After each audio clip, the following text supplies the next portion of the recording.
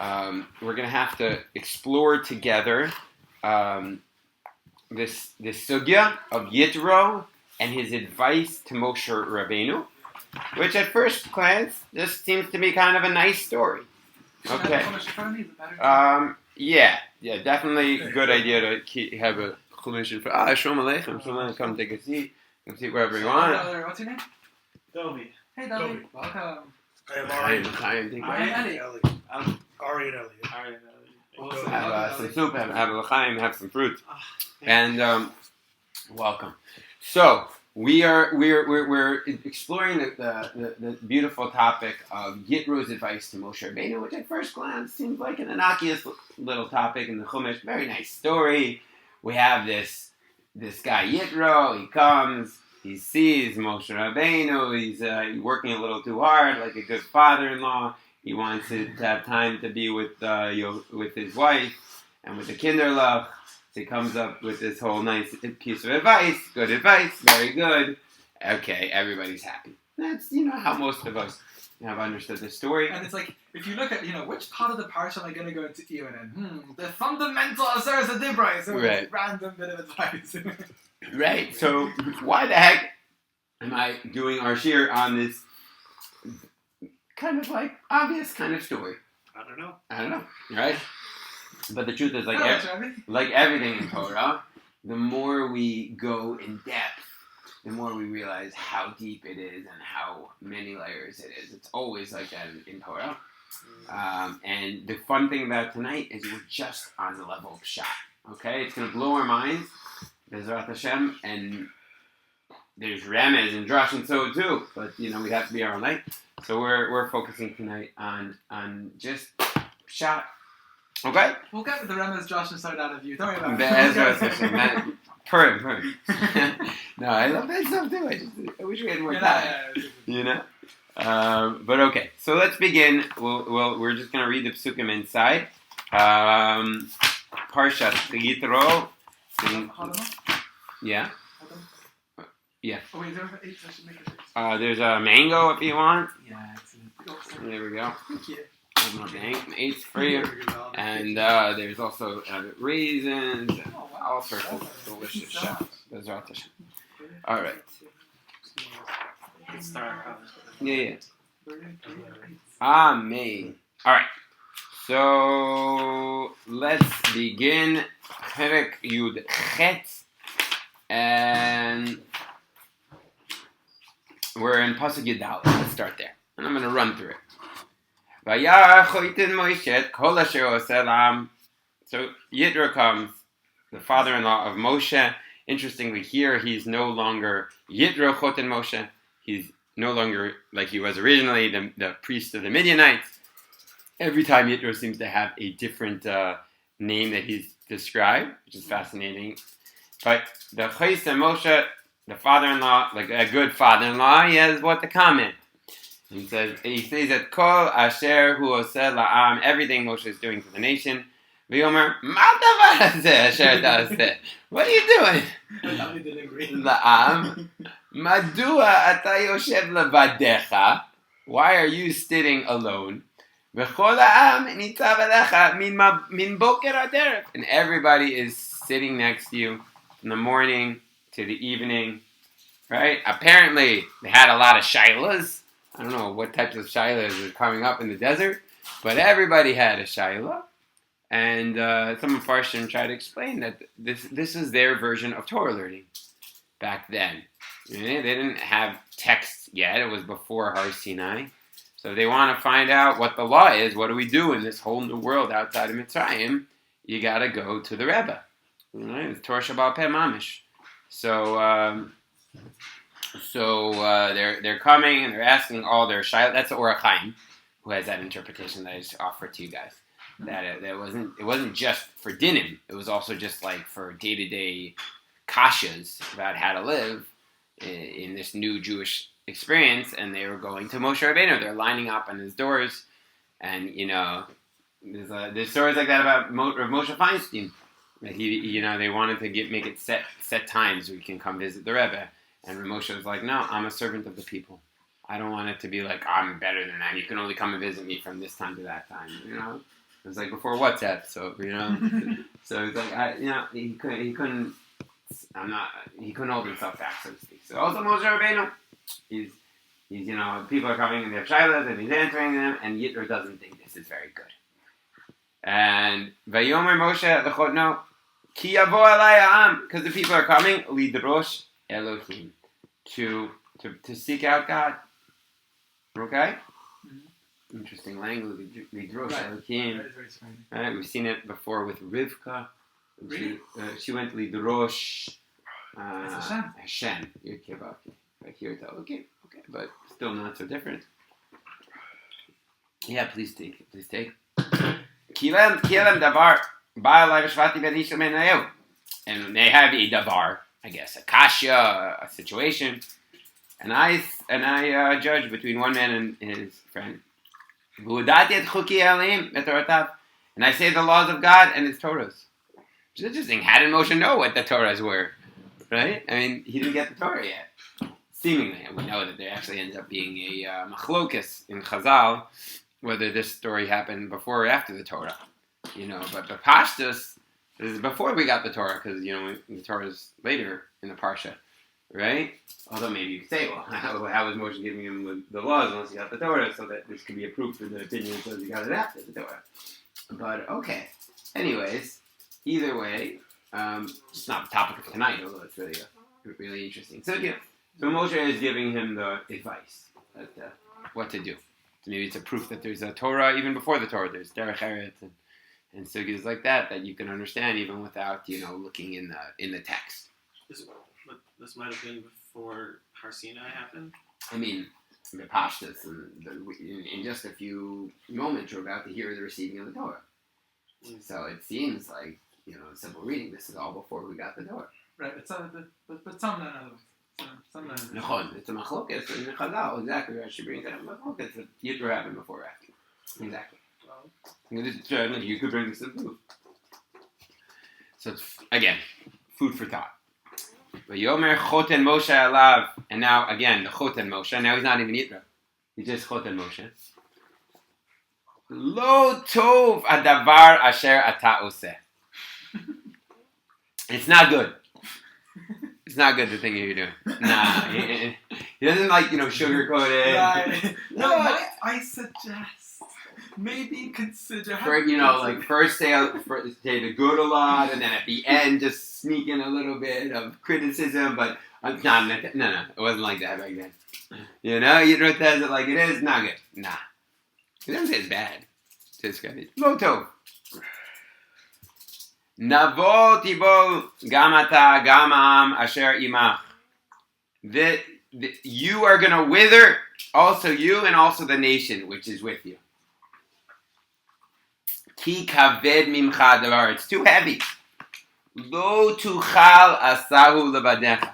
You're not going to be able to do it alone. Levad, you can't do it. Okay? Ata. Now, shma b'koli. Listen to my voice. Automatically, obviously, when we hear that phrase, what comes to our minds? We start pressing the... You want to say it again, Rivka? Bar your line button, so you can say Rivka, for example. What else comes to our minds? You see it or no? Where else do you have it? Shma b'koli. Shma b'kolah.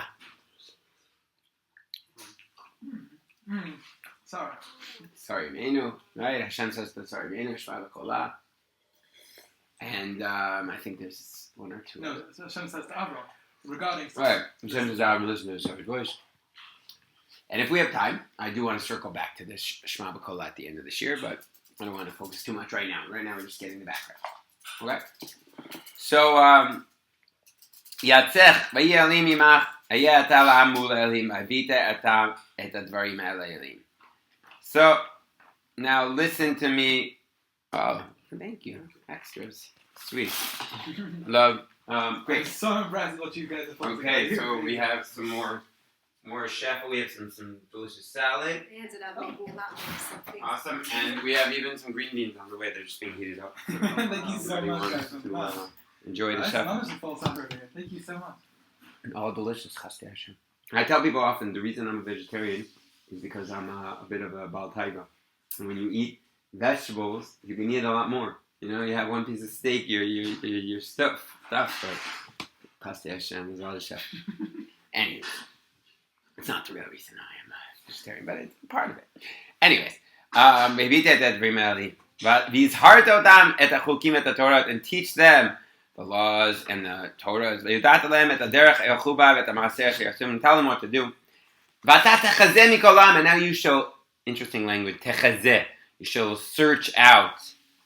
But it means also like to see. Search for the nation. Anshe Chayil, men of valor. When we learn about Eshes Chayil, Ezrat Hashem, we can talk about what is an Anshe Chayil.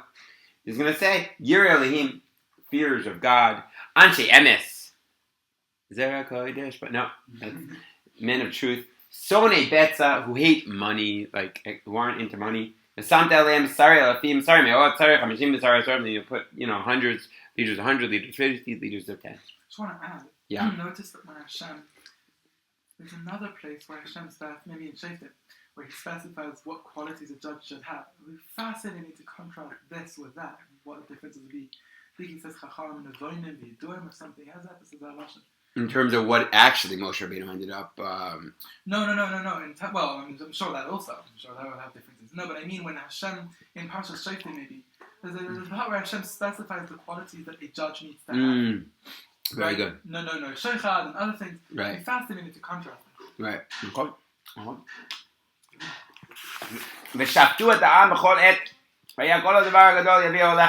And every great matter they bring you. And the small things, the small court will judge. It'll be easy. If you do this well, if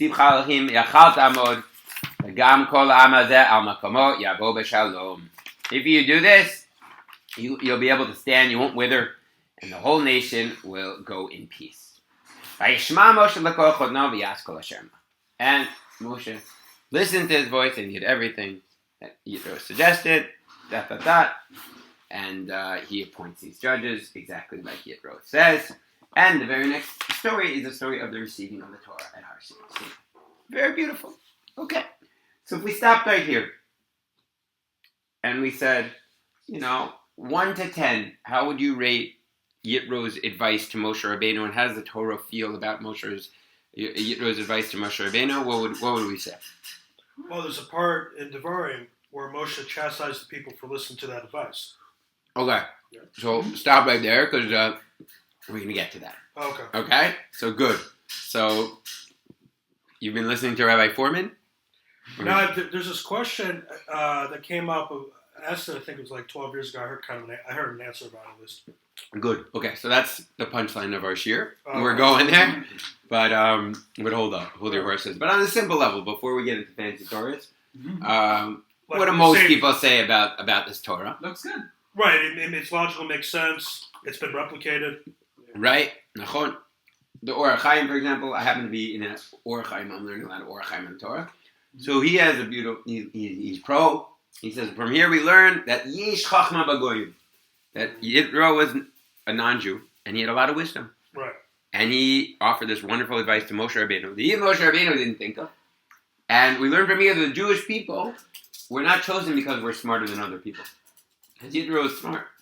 We're chosen because Hashem loves us, and Hashem loves the Avos. So look at the Orach Chaim. He found a way to praise also the Goyim and also the Jews in the same comment. But that's just one example. But most people, when you read this, Yitro gave great advice, and that's why we can learn from non-Jews, we can learn from outsiders. They have a lot of wisdom to give to us, and it's a good idea when you're the leader to not burn yourself out. And it's also a good idea. I just heard a shir last night about Moshe had to be a family man.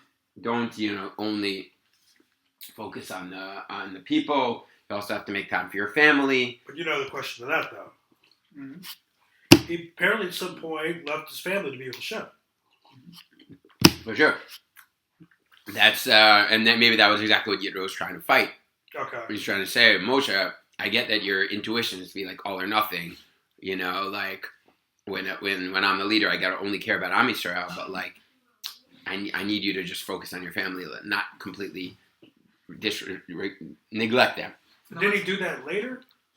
one could say that maybe he did, and that's exactly why Yitro is trying to Fight against it. to kind of fight against his natural intuition. There is a whole different cheer we could give here about, maybe it was a bit of a mistake, maybe not.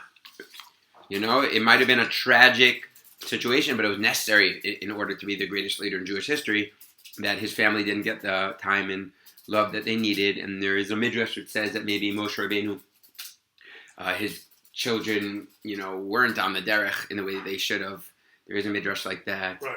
And, people try to connect that to the story of the hotel when Moshe Rabbeinu didn't give a bris milah to his own child. And Hashem says, if you're not going to give a bris milah to your own child, then you deserve to die. And it's a whole different cheer, which really could, but maybe you could sense that in him. You're saying, right? Yeah, he had that all or nothing type of, you can't compare, but Golda Meir, she was all in for the nation, and she ended up getting divorced, right? Because her husband couldn't, it was one or the other. Anyway, but you could definitely take that path. Regarding the Chachma and the Goyim, do we say that they have an independent Chachma? Like a Chachma that the Jews don't have? Well, there's a lot of them. Okay. There's 99.9% of the, and more of them. But I assume they have some things that we don't have. No, but you hear the question, because the idea is that the whole wisdom in the world comes from the Torah, then there shouldn't be anything. You see what I'm saying? I do hear what you're saying. I have a lot of questions. It'd be due for a week. So yeah. No, have me to share again. It's a very good question, and I'm not sure what the answer is. We can ask our Kabbalistic friends. What's the Pshat with that? But I don't know. The Pashtas, it seems like they definitely have wisdom. So what's the root of the wisdom? Okay. You're right. Everything's rooted in the Torah in some way. So Einachanami. But we were also come from the Goyim. Let's be honest. We were once Goyim, not me and you, but not our souls maybe, but our bodies at least. Comes from. Anyways, fascinating topic, but not for today. So first of all, I want to just support my original theory, but go a little deeper. So there's something really, really interesting that I think Rav Lowenstein points out from a shir that I was listening to, and it's really worth noting. Lowenstein? Yeah, he works for Aleph Beta, and I was listening to his shir today as I was making the soup, and he says the following. Which, by the way, is actually really yummy. Because of his shir that was, I'm sure. Sanctifying. Sorry, Daisy. Thank you. So he says there's an interesting thing going on here, and this is going to completely contradict the rest of my shir, so we'll have to see how it works together. It's beautiful. But he says, let's read it one more time. Lo tov adavar hazeh. Not good. Lo tov. Now, does that ring in your ears from any other time in our, biblical memory? Yeah. Oh, lo tov. Liot Adam levado. It's not good for man to be alone. And it goes, it gets cooler. And what's the next thing that he says? Lo tov adavar asher ta'asa. What does he say? Liot, what did he say? Yeah, but what was he complaining? What wasn't tov about it? Earlier, what did it say? Levad. You're standing alone. What's not tov? Right. The fact that Moshe Rabbeinu is levad. What wasn't tov back in Garden Eden? Liot levad. Mm-hmm. To be alone. To make it even cooler, so what does Adam Rishon do when it's not good? When it's lo tov? He goes and he marries. He marries. Before he marries, he looks for a mate. He searches. The monkey, the raccoon. That's the midrash. But Parsha Pshat, it says, and he looks through all the animals. He searches. Whatever that means. Goes on some weird blind dates. What does Yitro tell Moshe Rabbeinu to do in order to find his judges? Techazeh. Look, search. You got to look for the right people. You got to find the right people. Okay, and now you could even say this. There's a lot to talk about here, but what is Moshe Rabbeinu? What is the goal of Yitro giving him all these judges? So you could say, Bapashas, why does he need to have all these judges? thinks? I mean, because I needed it. A lot of people. Because a lot of people, don't have time. There's kind of a practical element there. And you could say that there's a practical element that you need to have a wife so that she can, make the soup and then you can give the shear, you don't have enough time to take both of them together. But it could be that there's something deeper. If you read the psukim carefully and gracious, it seems actually like when Adam is created and given this woman, this Ezer Kenegdo, okay? So what's the very next thing that Hashem commands Adam? He says, don't eat from the Garden of Eden. Don't eat from the fruits. So it's not simply as a practical, good to have a wife so she can cook. But rather, in some way, she's supposed to help Adam not sin and not give in to his Yitro hara of thinking that he makes the rules. Alright? Because a guy naturally thinks that he is in charge and he needs to make the rules and what is the Ezer Kenegdo there to do? Cool him down a little bit. Stand by his side and let him cool off and not give in to his Yitro hara. Okay? And not think that he's God. Right? Sometimes theoretically, I might wake up in the morning. A man might wake up in the morning and, feel like he suddenly he has an epiphany. He has the truth. He needs to give this year in seminary, even if, the rabbi doesn't approve, but this is what has to be done. And maybe his wife might just wake up and be like, yeah, but if you do that, you're going to get fired. And then maybe he's like, yeah, you're probably right. I probably shouldn't do that. Theoretically, I'm saying theoretically on Wednesday morning. So sometimes a wife is there. Yeah, it's a true story. Sometimes a wife is there just to have a man just check. Okay? Sure, that happened with Korach's rebellion. Right. Great example, right? She's right. The epiphany of what Ezer Kenegdo is supposed to do is are you sure in your hot-headed sureness about you have all the answers that's the right thing to do, or maybe sleep on it, So. But Chava kind of does opposite, right? Right. Fascinatingly enough, it doesn't work out the way that it was supposed to work out. And again, keep that in mind. Okay? But. Yeah. Hold on. Wait, There is a ladle, so. How can I help you? Or how can I help myself? make sure it won't touch the Yeah. okay. Yeah, electronic thing, I'm right? gonna take that second. Okay. So I wanted to go on that little tangent to say maybe also the judges here, there's something deeper going on. It's not just a technical thing about having more judges to judge more people, but also to make sure that Moshe Rabbeinu doesn't lose kind of control and track and think that he's in charge, and to kind of give him a checks and balances to make sure that he judges correctly. Okay? On more essential level. Awesome. Okay, Adkan, we heard nice ideas. Shlav.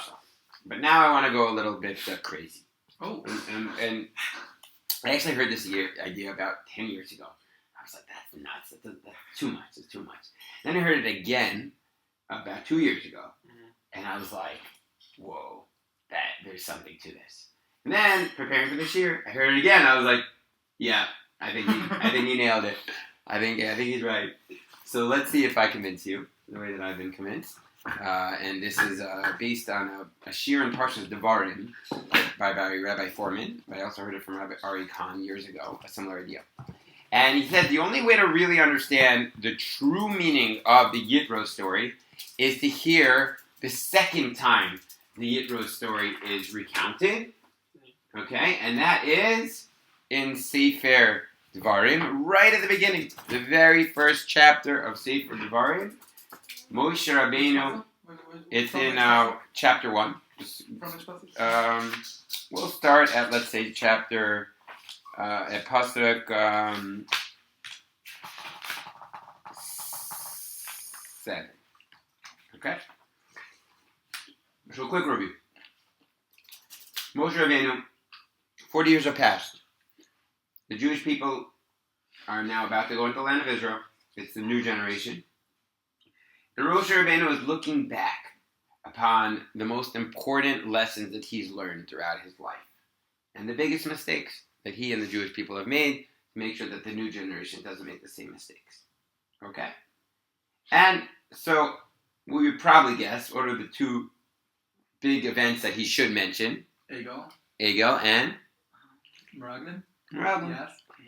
And yet, surprisingly, it's not the first topic that he chooses to talk about. Okay, so he's introduced himself, and we're just going to read pasuk by pasuk very carefully, the way that Moshe presents what you, the Jewish people, need to know before the Kodah Har Sinai.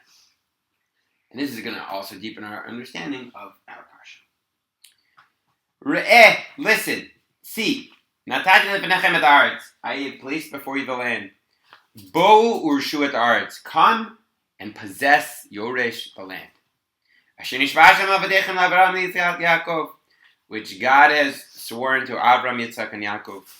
Latet lehem u'zarem achareim, to give to them and to their children after you. V'amar lechem be'et le'emor lo uchal levadi se'etetcha. And by the way, at that time, I told you, I can't carry you alone. Levad, I can't do it alone. Hashem Elokechem hirbe'etchem. God has made you many. And you're like the stars in the heaven. Hashem Elokechem Yosef Alechem Kachem Alef Pamim. God should bless you 1,000 times. Yivarechetchem Kasher Yivarechem. Should bless you. Okay. Now here's where I want you to really focus. How can I carry alone? Your burdens and your heavy weights and your arguments. How can I do it? I need to appoint wise men. I'm going to put wise men in front of you. Okay, so in other words, Moshe Rabbeinu is saying, just summarizing, before we went to the land of Israel, I had this idea. How am I going to be able to carry alone all of you guys? Okay? And I'm going to appoint judges in front for you. Okay, so first of all, it was a little bit strange. Right? Wasn't his idea. Right. Wasn't his idea. The real strange thing is the fact that most people read this and don't even notice the fact that it's a complete contradiction. Right? How many of us, okay, I'm talking about me. I never noticed a contradiction until right now. Right? I'm sure you guys noticed everything. But it's like, whoa, Moshe had that idea. I thought that was, like, that's kind of weird. Okay, fine. But Moshe has this idea. Does he say explicitly it's his idea, or he just says, this is what I told you? Correct. He just says, this is what I told you. Okay. He doesn't say it was his idea. But he skips Yitro. He leaves them out of the equation. No mention. Anyways, and now, you said to me, I like your idea. Good idea. Which is interesting, because what did we hear before? Lo tov. It's not good. What Yitro said is not good. But remember, Moshe remembers it as good. We have a selective memory. He remembers the good when the people liked his idea. He positive psychology. He remembers the positive. He doesn't remember when Yitro told him what wasn't good. Or he does. No. He's remembering different things. What are you saying? He remembers it's not good what Moshe's currently doing. Right, I know. But he leaves that out. That's my point. He leaves out Yitro's lo tov, and he puts the fact that the Jewish people said, good idea. Okay. Which we missed in Yitro. We didn't see that part of the story. In Yitro, he got the advice. We didn't see when he asked the Jewish people. They said, good idea. Okay. And I took the heads of your nation. Anashim chachamim yudim, wise men, and I will place them in charge of you. Sarei alafim, sarei ma'ot, sarei chamashim, sarei atzarot, shotrim l'simtachem. Exactly like Yitro suggested. Mm-hmm. Oh, a little bit of a change. Yeah. I don't think it says chacham and aveinim. No. Okay. A bit of a tweak. Fascinating. And I command you at that time, Lemor, Shamo ben achechem. Listen to your brothers. Yushvatem tzedek min ish uben achev, and judge correctly, uben garo, between each man and his brother, and between the outside of the convert. Lo takir panim, but don't, play favorites. Kakatan kagadol tishmu. The big one and the small one you should listen to. Lo taguru mipnei ish ki hamishpat Elohimu. Don't play favorites because God is the one who judges. V'adavar asher yikem mikem. And the hard thing, takrivim alai. Bring it to me. I'm the Supreme Court, ushmati, and I will listen. So when I commanded all these matters, and then the story continues. And we went from Horeb, and we traveled the desert. When we went to Kadesh Barnea. And now I want you guys to pay careful attention, because now Moshe Rabbeinu is going to share the story of the Meraglim, which is what we would have expected him to share, because that's an important story, right? Why the heck did we just hear the story of the Shoftim? I mean, it's cool, but why is that important for the people to hear? Right? You with me? Yeah. So before we answer that question, in order to answer that question, I want us to pick up on something really, really cool. And that the story, the first part of the story, and the second part of the story, Rabbi Foreman points out, are extremely similar. I.e. the Shoftim and the Meraglim have many linguistic parallels. Okay? So let's keep our ears out for that. Okay? And the fun about this is that when Rabbi Foreman does it, he just gives it to you like an ice cream cake. We're going to have to sink our teeth into it and try to find it ourselves. Okay. Okay? So let's go through it slowly. V'amar lechem. I'm sorry.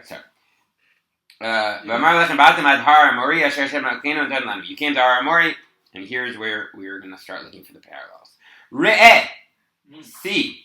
Natan Hashem Elokecha lefanecha. God has given you et haaretz, the land. Ale resh. Go yoresh it. Go inherit it. Kasher diber Hashem Elokei avatecha. Like Hashem commanded, lach. To you, al tirab al techa. Don't be scared. Okay? So far, should I notice something? Mm-hmm. Ray? First of all, see. Ve'eh is used in both times. Both in the Shoftim and here by the Meraglim. And also, ale resh. What is ale resh? Get up and inherit. Okay? Where do you see that? Where do we see that earlier? Let's flip back. What does Moshe Rabbeinu say in Pasuk Yud? V'amelechem. One moment, I'm sorry. Pasuk Re'eh Chet. Bo'u Urshu. Go and Yoresh. Re'eh. Natati lefach haaretz Bo'u Urshu. Re'eh. Bo'u Neresh. Okay? Okay.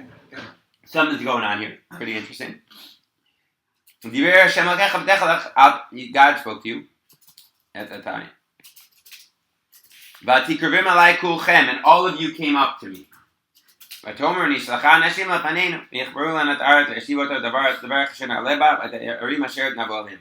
you said, let's send men in front of us. And they will search out the land and they'll get back to us a word about in which way we will ascend and which cities we will go into. Okay? Now here it's not exactly a parallel, but we see almost a similarity. What's the similarity? The pasuk in Shlach Lecha didn't report the part about it, just let it be implicit. That's also true. That's also It's true. not your- But I'm just focusing on Shoftim. Remember what happened in Shoftim and what happens in the Meraglim. Back in Shoftim, I'll help you guys out a little bit. He came to that. He came to them and asked them, and now they come to him and ask him. Right, the reversal. There's a reversal here. As to why that is, I'm not sure. Maybe we'll figure it out together. But just interesting. Okay. Vayitav be'enai hadavar. And the matter is very interesting. Right, that's definitely a parallel. Okay, what else? What do we see before with this language? Tov. The same language of Tov. It was good in my eyes. Remember, I was not lo tov, but Tov. Moshe likes it. You hear it too? I like it. Moshe likes it. So the Meraglim? He likes the idea of the Meraglim. Okay. Okay. I know it's Kasha and Meraglim. When we get to that story, we can also deal with that. But for now, just notice the pattern. I'm going to take for you 12 men. Each man is going to be represented by. Each tribe is going to get a representative. Okay, did that remind He's you? constantly trying to give Klal Yisrael credit for everything. He's like, he really spins it in the best way possible for Klal Yisrael. Baruch Hashem, being down in the Gavzchut. But notice this also, he's appointing each one a representative. Does that remind us of anything in the Shofet story? Okay, good. Very good. Each nation each tribe was represented. And then there was Lashon Hara. And they take fruit. And they said, this land is so good. And you didn't want to come up, but and you spoke badly against God. And he said, oh, God hates us. That's why I took it out of Egypt. I take it out of to wipe us out. There's this big nation. They're so huge. They were very, very giants. What are we supposed to do? And I said, don't be scared. Don't be scared of the big people. Why do we see scared again? Where do we see scared? You remember in the Judges, did Moshe Rabbeinu tell us not to be scared of something? Who's not supposed to be scared? Judges is not to be. Oh, Judges, no. We shouldn't be scared. They should be scared of Hashem. No. The judges should not be scared. Guru from Dafka, the big people. Mm-hmm. They should realize small people and big people are the same. What's Moshe Rabbeinu saying here? Big people, small people, they're the same. Don't be scared. There's a God in the world. Okay? Very interesting. This is really interesting here. Go back. Hashem Elokeichem Hu Yilachem Lachem. God is going to fight for you. Just like he did in Mitzrayim.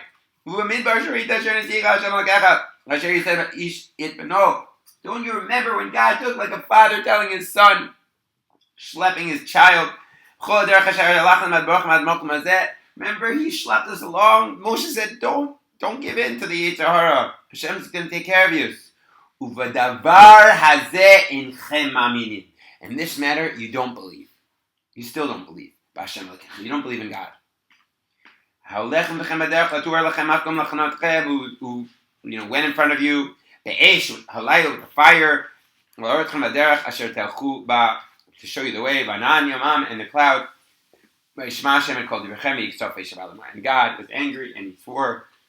the rest of the story, he's going to destroy the Jewish people, and they're not going to go to the land of Israel, and only the next generation is going to go to the land of Israel. Okay? So Adkan, it seems pretty clear that there is some sort of deep connection between the Meraglim story and the Shoftim story. Mm-hmm. And so here's the crux. Why didn't the Jewish people believe in God? Like Moshe Rabbeinu says, God took them like a father. He was like a father to them, carrying them on eagle's wings. Why couldn't they believe in HaKadosh Baruch Hu, in Moshe's presentation, in Moshe's mind? I don't know. Maybe it's because they were stuck in Mitzrayim or so. I don't know. So listen to this. Listen to this. Why didn't Moshe Rabbeinu judge the people themselves? How did Moshe Rabbeinu? Yes. What's the lashon? Find it. Eicha. Where's it? Pasuk. Eicha esalvadi. How can I carry alone? Tarchachem umasechem v'rivchem. How can I carry you? You're just too heavy. Oh, that's ironic. It's more than ironic. Because even though he was going it's more than ironic. Tayin's Foreman that this is the crux of everything. Moshe Rabbeinu was in the eyes of the Jewish people their father, their mother, right? He was supposed to carry them like a father and mother. But what does he tell them? Listen, guys, you're just too heavy for me. I can't carry you. There you go. and he drops them. That's such a crazy shot. And he drops them. And he says, you know what, it's too much. Crazy. And so then Moshe Rabbeinu says, Hashem's your father! Hashem's going to carry you. And what do the people say? What's the reality? They don't believe it. Yeah, they don't believe it Because they once had a father who was carrying them and who dropped them because they were too heavy. I'm And now, so split about who's that? about that Pshat. Kavod, right? As you should be, right? Wait, who was the father that dropped? Moshe Rabbeinu. Moshe was their father and he dropped. He said, "You're too heavy. I can't carry you." Oh, okay. And so they can't believe that HaKadosh Baruch Hu is going to be a father and going to carry them. They're in trauma. Intellectually it makes sense, but emotionally they can't handle it. They're like little children who are dropped by their father. As soon as they're left alone, they need to clutch to something else. They're scared. The kids are. And that's why a new generation has to come. And that's why Moshe Rabbeinu can't be the leader to lead them into the land. That's why they need a new leader who they can truly believe in, who's going to hold them even during the hard times. And so, now we have a problem. Because that Pshat was pretty cool, right? It's pretty awesome.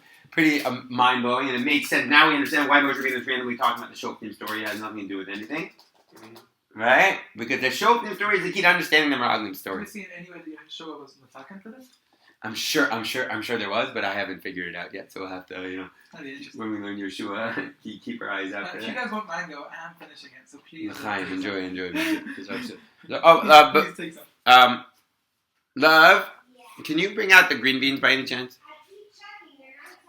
It's fine. We'll take what we can get. We're hungry, Yeshiva Buff. No, we're good. I'm going for supper.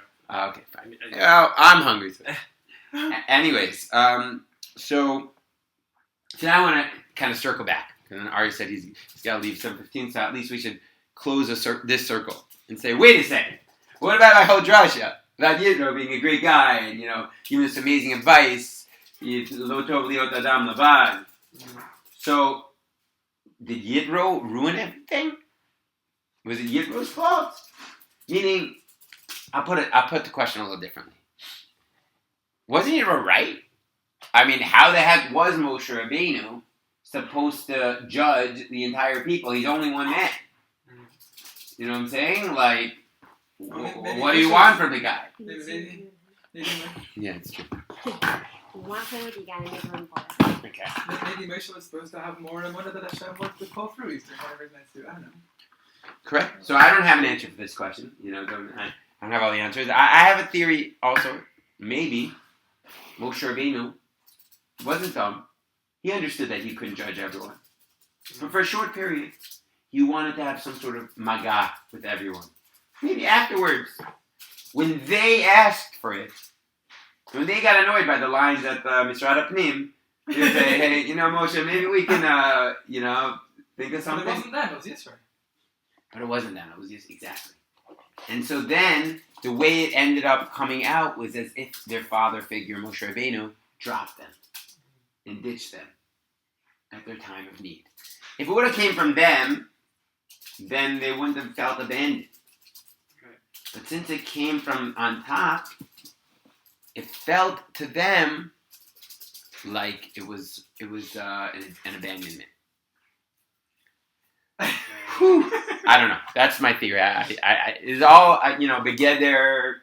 We're trying to figure it out. I don't know, and I don't mean to speak badly about Yitro.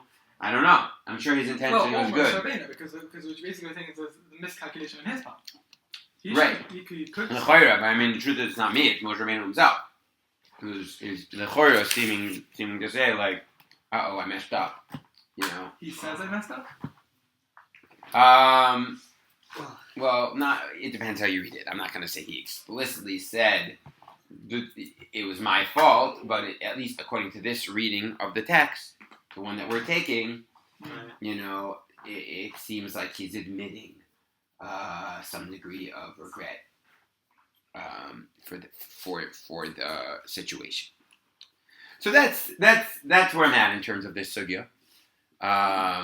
I am torn because what about the whole nice drasha we said before about how wise it was for Yitro, lo tov liot adam, and what about all the nice drashas everyone says? I don't know. It's interesting. But I also find it hard to argue with the reading, the simple reading. We didn't do anything fancy. Simple reading of Parsha Pearls. And let's just assume our Pshat is right. Let's assume for a moment that Moshe Rabbeinu did make a little bit of a miscalculation. No one else said this, that he did something wrong, was doing. No one else. Before Rabbi Foreman and Rabbi Khan, who I heard this year 10 years ago, said this from. I don't know. Mhm. I haven't learned all the rabbis. I've never seen it in any Parsha, but what do I know? Okay. We'll keep our ears out for it. Okay. Because it does seem to be Parsha Pshat. How can nobody have noticed that? But on the other hand, like There's a lot of Parsha Pshat where Foreman picks up on. right, no, I'll put it as different. In Yitro, we don't see anything like where the Torah, says anything bad about what Yitro did. Mhm. So but anyways, that was tonight's drasha. So I want to ask for a second. The most important part of a drasha, besides the fact that Torah is cool and it's shivim panim, what do we take from this for our own lives? That was the most important question that we forget to ask at the end of a drasha. So what do you guys think? What's the takeaway lesson from this whole little theory of ours? There's multiple sides and angles to different approaches. Okay. I think that what I'm taking from it is that wisdom can be incredibly convincing and very, very sensible. Well, firstly, I think one thing to begin to take from it is that there are always multiple sides to the story, Mm-hmm. right? Which means there's always another side to the story. Like you really did not see this coming. Okay? Mm-hmm. Another thing I think you can take from it is that Chachma has its place. Its place may be more, I don't know. I do wonder if maybe Moshe was meant to have a little bit more. One thing I'm definitely taking away is the beginning. This is the first time I'm actually beginning to wonder. This is normally I'm reluctant when it comes to psychological Pshat. And now we're coming with this whole psychology of the Jews had a certain father figure and displayed their experience in Hakadosh Baruch Hu, and we're limited in their ability to believe it. It's pretty convincing. Yeah. So I'm taking that from it. That's interesting to me. Yeah, fair. I just want to resonate with one thing you said in particular, which is like, there's a place for Chachma. In other words, it might be intellectually, Yitro's 100% right. But life's not about, intellectually. It's like, I grew up on the debate team. I'm the captain of the debate team. I grew up my whole life, thinking of two ways of looking at a sugya. And then you get married, and you realize that you have to throw all of that away. Because that's completely irrelevant to real life. That's nice for, when you're in Supreme Court.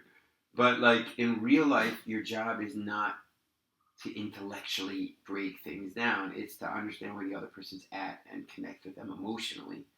And not, offer up every theoretical possibility that you could do like we do when we're learning a Gemara. Okay? So, also here, in other words, could be Yitro is right. But the question is, where are the people holding right now? What is the effect that's going to have upon them, right now? And you have to be smart about how we want things to develop. In my way of looking at it, the people would have figured out eventually that, that it's not going to work to just go to Moshe Rabbeinu all the time. But right now, that's not the keta. Right now, the keta is that everyone should have a kesher with Moshe Rabbeinu. And that they should see Moshe Rabbeinu be Moshe Nefesh for them, and give it some time, and maybe they'll figure it out on their own. But they can't feel abandoned, and we see this many times throughout the Torah. They're like a little baby. There's a whole they're in a talich. They were just taken out of Egypt, and they need to be taken care of. And I think that's the 40 years later, the retrospect that Moshe Rabbeinu was coming to. He's realizing maybe maybe we played that wrong. I don't know. And Yitro, as wise as he is, as an outsider, he didn't understand the psychology of where the people were at. So he's right. He's absolutely right. And Torah doesn't diss him, but He didn't see all the sides. He didn't see all the sides to the equation. It's so important for us before we make a decision to try to, like Ellie was saying before, think about how the other side is going to react and what. I mean, that's what you said there. Well, how did how are you going to tie in Shema the Koili? Oh, how was I going to tie in from Koili? It's a total tangent, but I have a theory that you're also probably not going to like, because it's theory connected to other theories. Okay, good. So you will like it. And the theory is that the Shema Kolis don't work out so well. Actually, ironically enough. Let's go through it. Okay. Rivka. The clearest example of Shema B'Koli. Yitzchak, Yaakov Avinu is hesitant, and Rivka says, Shema B'Koli. Listen to my voice. I know the truth. Go and dress up like your brother Esau. So you could say, wow, it worked out great. He got the bracha. Or you could say that if you read the whole rest of the Torah, all of Yaakov Avinu's life is basically mida punishment for the deception that he did towards his brother. So, for example, the fact that his children end up tricking him constantly, that he marries the two girls and they get switched, the younger and the older, that his own children and grandchildren end up switching him with the same exact series. It's all share in itself, but it's all one big deception. It's all because, ironically, he listened to his mother. No, I'm not trying to say you shouldn't listen to your mother. Definitely should listen to you. Right, my wife definitely agrees. You should listen to your mother. But for some strange reason, this listening to his mother didn't have such good consequences in his life. Okay? So here too, Shema B'Koli, Yitro says, listen to me. I don't know. Did it really work out so well? We just kind of tried to show that it didn't really work out so well. Now, there is a little bit of a curveball, a problem with my theory, which is when's the first time Hashem tells her, no? Hashem himself says to Avram Avinu, Shema B'Kolah, and get rid of the boy. Right. So that kind of messes with my theory, right? You can't say that Hashem is wrong, right? Well, Hashem didn't tell Yitzchak to his mother. It's true. You can say, well, when Hashem says it's different. Right. But the language is the same, so it's interesting. Unless, sorry, but when Hashem tells Sarah, Shema B'Kolah, when Avram Avinu to Shema B'Kolah, and this might change my whole theory. He's saying this is what needs to be done right now. We have no choice, and you got to get rid of Yishmael. Shema B'Kolah. But does that mean that's a great situation? Does that mean that's the ideal situation? Right. Obviously not. Right. The best situation would have been to have, never gotten us in this scenario in the first place where, there's this boy who's challenging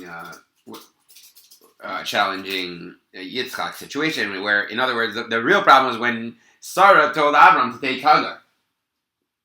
And that got us into this whole situation. Now that we're stuck in this situation, okay, Shema B'Kolah, we have no choice. At least for right now, temporarily, you get rid of the boy. But Shema B'Kolah doesn't mean everything's happy. It means, okay, we're stuck. Could you throw in the piece that you shared with me about Middah connected Middah? For Yishmael and Yisrael, right. Everything I'm saying is connected to other drushes, a lot of them by Rabbi Foreman, which is that really everything that happened to Yishmael ends up happening to the Jewish people later. Because, they become a ger, just like Hagar. They go down to Mitzrayim, just like Hagar was from Mitzrayim. They had a water crisis in the desert, just like Hagar had a water crisis in the desert. Hagar is there to teach the Jewish people about what it means to be a ger anochi, about what it means to have empathy. So, Middah Keneged Middah, for the mistreatment of Hagar, it seems like the Jewish people end up having to go down to Mitzrayim, says the Ramban, and others. So, yeah. Anyways, abyssal off topic, but Shema B'Kolah and Shema B'Koli is another sugya that we have to kind of figure out if it's l'chadchila, if it's b'diavad, and maybe that can also spin back into our Yitro's story, another angle. Whew. Bezrat Hashem. Bezrat Hashem. May we zeicha to learn a lot of Torah together. Hey, what's this? We're not stopping here. Oh, we're not done, but Ari's got to go. Yeah. But thank you so much.